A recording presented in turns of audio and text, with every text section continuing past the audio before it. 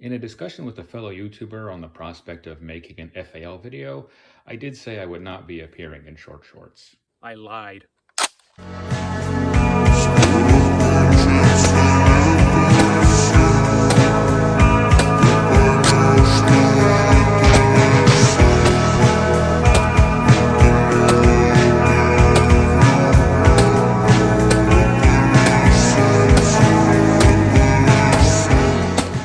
Hey everyone, me again. So another kind of first impressions, first shots video, initial impressions, whatever you want to call it.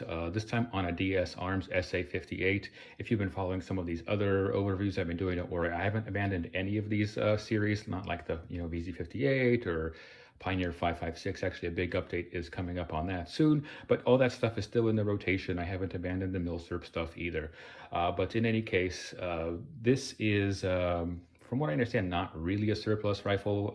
Again, I'm not a FAL expert. If you know better than I do, feel free to correct me. From what I understand, these DS arms, by the way, this is the 18-inch model with the so-called Bush Warrior. But these are just US-made rifles. These are not parts kit builds. As far as I know, maybe there's some insignificant parts here and there that are Milsurp, but from what I understand, for all intents and purposes, these are just US-made rifles. They are, entirely metric pattern. But in any case, let's get into it. So the rifle ships in a hard case, which, I don't personally need another one, but, for those who do, I guess it's a nice thing to include. On top of that, of course, it does keep it safe for shipping, which is definitely a plus. It's definitely not a problem that they chose to include it. Also ships with an instruction manual. And with a sling, which is fairly unusual for a modern rifle. I know in the golden age of surplus, you would get all the original bells and whistles with a rifle sometimes. That would include a sling. You don't see it too often anymore. The quality on it, unfortunately, isn't really that great. It's got this very thin, cheap nylon. The buckles are, plastic, and so I wouldn't be using it. I'm not 100% sure why they bothered. It's kind of more airsoft here, but nonetheless, I guess it's a nice thought. It also ships with one magazine, specifically a polymer DS Arms one. It's got this kind of goofy looking floor plate. These are not very high quality magazines. Like, you could easily kind of distort and bend them with your bare hands. There's another reviewer that said that, if you leave these loaded for like 12 hours, the feed lips will start to, spread out and stuff like that. I don't know if that's literally true or if they were just exaggerating for comic effect, but nonetheless, it's not a great magazine. This is the only, I fired this rifle already. This is the only one I've had a couple of misfeeds with. If you get original magazines, they're fine. Allegedly, DS Arms is planning to do a run of their steel magazines. I thought I read that on a forum post somewhere, so hopefully that ends up happening, because these are pretty terrible in my opinion. I do have a few of the originals, so that's kind of nice. The originals are getting kind of, or actually they've probably been that way for some time now. They're kind of hard to find. They're relatively expensive. I'm not sure why, because allegedly pretty much every country outside the Eastern Bloc, except for the US, used these rifles at one point, and yet where did all the magazines go? I'm not sure, because, G3 mags are still cheap and common. So yeah. Anyways, point is, hopefully more are on the way. This is one of the probably more affordable new production FALs on the market. I mean, probably the only thing that's cheaper out there, you may be able to get like a used Century rifle, but then you'd have a used Century rifle. And one of the things I always look at when they accomplish that sort of thing is, where do they economize? And the magazine is clearly one of the areas where they economize. But in any case, let's get onto the rifle itself. And fortunately, build quality is not where they chose to economize. As far as like fit and finish, the rifle is very, very well made. Nothing wobbles, nothing rattles, nothing is loose. These scuffs here come from firing it, by the way. That may be kind of word to the wise. You may want to put some tape there if you're one of those people that are kind of persnickety about, signs of wear on your rifles and stuff like that. This isn't an extremely collectible rifle, in my opinion, just because it is a US-made gun. But anyways, that's just something to be aware of. But as far as like the assembly, the finish of the rifle itself, I was genuinely very impressed. I'd really be hard-pressed to find any complaints. Everything runs and cycles smoothly. I'm just extremely pleased with the construction quality of this rifle.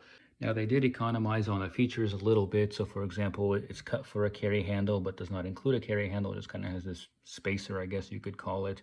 Doesn't include a bipod. So those are things that you're going to have to get yourself if you want them. But they didn't compromise on the build quality, which is nice. By the way, these have the folding style of charging handle.